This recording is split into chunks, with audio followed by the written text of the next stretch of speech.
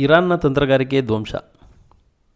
ಅಮೆರಿಕದ ಮಿಲಿಟರಿ ದಾಳಿಯು ಎಷ್ಟು ನಿಖರವಾಗಿದೆ ಎಂದು ಈ ವಿಡಿಯೋದಲ್ಲಿ ನೋಡೋಣ.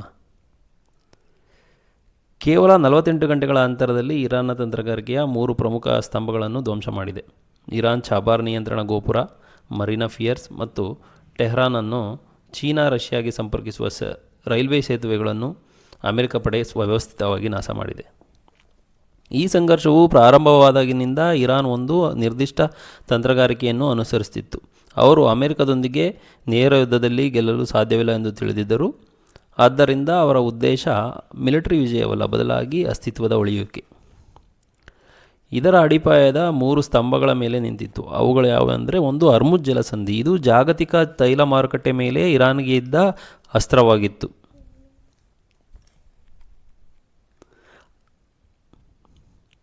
ಇದನ್ನು ಮುಚ್ಚುವ ಬೆದರಿಕೆಯ ಮೂಲಕ ಅಮೆರಿಕದ ಮೇಲೆ ಒತ್ತಡ ಹೇರಲು ಅವರು ಪ್ರಯತ್ನಿಸಿದರು. 2ನೇದು ಚಹಬಾರ್ ಬಂದರು. ಇದು ಸ್ಯಾಂಕ್ಷನ್ಗಳನ್ನು ಮೀರಿ ವ್ಯಾಪಾರ ಮಾಡಲು ಬಳಸುತ್ತಿದ್ದ ದ್ವಾರವಾಗಿತ್ತು. ಇದು ಇರಾನ್ನ ಆರ್ಥಿಕತೆಯನ್ನು ಕಾಪಾಡಿಕೊಳ್ಳುವ ಜೀವನಾಡಿಯಾಗಿತ್ತು. 3ನೇದು ಪೂರ್ವ ರೈಲ್ವೆ ಕಾರಿಡಾರ್. ಟೆಹರಾನ್ನಿಂದ ಮಶಾದ್ ಮೂಲಕ ರಷ್ಯಾ ಮತ್ತು ಚೈನಾಗೆ ಸಂಪರ್ಕ ಕಲ್ಪಿಸುವ ಈ ಮಾರ್ಗ ಇರಾನ್ಗೆ ಅಗತ್ಯವಾದ ಮಿಲಿಟರಿ ಮತ್ತು ಕೈಗಾರಿಕಾ ಉಪಕರಣಗಳನ್ನು ತಲುಪಿಸುವ ಮಾರ್ಗವಾಗಿತ್ತು. ಈ 3 ಸ್ತಂಭಗಳನ್ನು ಅಮೆರಿಕ ದಾಳಿಗಳು ಒಂದೇ ಬಾರಿಗೆ ಬುಡಮೇಲು ಮಾಡಿವೆ, ಧ್ವಂಸಗೊಳಿಸಿದವೆ. ಈ ದಾಳಿಯನ್ನು ಅಮೆರಿಕ ಅತ್ಯಂತ ವ್ಯವಸ್ಥಿತವಾಗಿ ನಡೆಸಿದೆ. ಅದೇ ವೈಲ್ಡ್ ವೀಸಲ್ಸ್ ಇವರು ಮೊದಲು ದಾಳಿ ಮಾಡಿ ಇರಾನ್ನ ರೆಡಾರ್ ವ್ಯವಸ್ಥೆಯನ್ನು ಸಂಪೂರ್ಣವಾಗಿ ಸ್ತಬ್ಧಗೊಳಿಸಿದರು. ರೆಡಾನ್ ಆನ್ ಮಾಡಿದರೆ ಸಾಕು, ಅಮೆರಿಕದ ಕ್ಷಿಪಣಿಗಳು ಅದನ್ನು ನಾಶಪಡಿಸುತ್ತಿದ್ದವು.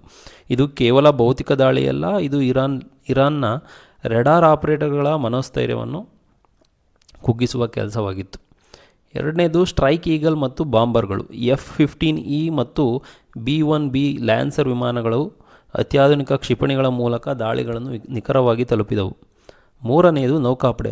ಅಬ್ರಹಂ ಲಿಂಕನ್ ವಿಮಾನವಾಹಕ ನೌಕೆಯಿಂದ ಹಾರಿದ ಜೆಟ್ಗಳು ಮತ್ತು ಸಬ್ಮರಿನ್ನಿಂದ ಉಡಾಯಿಸಿದ ಟಾಮ್ಹಾಕ್ ಕ್ಷಿಪಣಿಗಳು ಎಲ್ಲಿಂದ ಬಂದವು ಎಂದು ತಿಳಿಯದಂತೆಯೇ ಗುರಿಗಳನ್ನು ಹೊಡೆದುರುಳಿಸಿದವು. ಇರಾನ್ನ ಪ್ರಮುಖ ಕಮಾಂಡರ್ ಖಲೀಬಾ ಅವರು ಹರ್ಮುಜ್ ಜಲಸಂಧಿಯನ್ನು ಮುಚ್ಚುವ ಬಗ್ಗೆ ಮಾತನಾಡುತ್ತಿದ್ದಾಗಲೇ ಅವರ ದೇಶದ ಪ್ರಮುಖ ಮೂಲಸೌಕರ್ಯಗಳು ಧ್ವಂಸಗೊಂಡಿದ್ದವು. ಇರಾನ್ನ ಬೆದರಿಕೆಗಳು ಕೇವಲ ಭಾಷಣಗಳಾಗಿಯೇ ಉಳಿದಿವೆ, ಆದರೆ ಅಮೆರಿಕ ದಾಳಿಗಳು ವಾಸ್ತವಿಕವಾಗಿ ಪರಿಣಾಮಗಳನ್ನು ಬೀರಿದೆ. ಇರಾನ್ನ ತಂತ್ರಗಾರಿಕೆ ಈಗ ಸಂಪೂರ್ಣ ವಿಫಲವಾಗಿದೆ ಎಂದು ತಜ್ಞರು ಹೇಳುತ್ತಿದ್ದಾರೆ.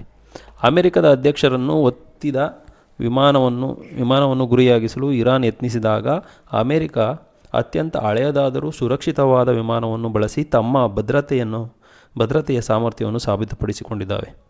ಈಗ ಇರಾನ್ನ ಮುಂದೆ ಯಾವುದೇ ಪ್ರಮುಖ ಆರ್ಥಿಕ ಅಥವಾ ಮಿಲಿಟರಿ ಸ್ತಂಭಗಳಿಲ್ಲ. ಈ ಸಂಘರ್ಷದ ಹಾದಿಯಲ್ಲಿ ಅಮೆರಿಕವು ತನ್ನ ಸಾಮರ್ಥ್ಯವನ್ನು ಸಾಬೀತುಪಡಿಸಿಕೊಂಡಿದೆ. ಧನ್ಯವಾದಗಳು.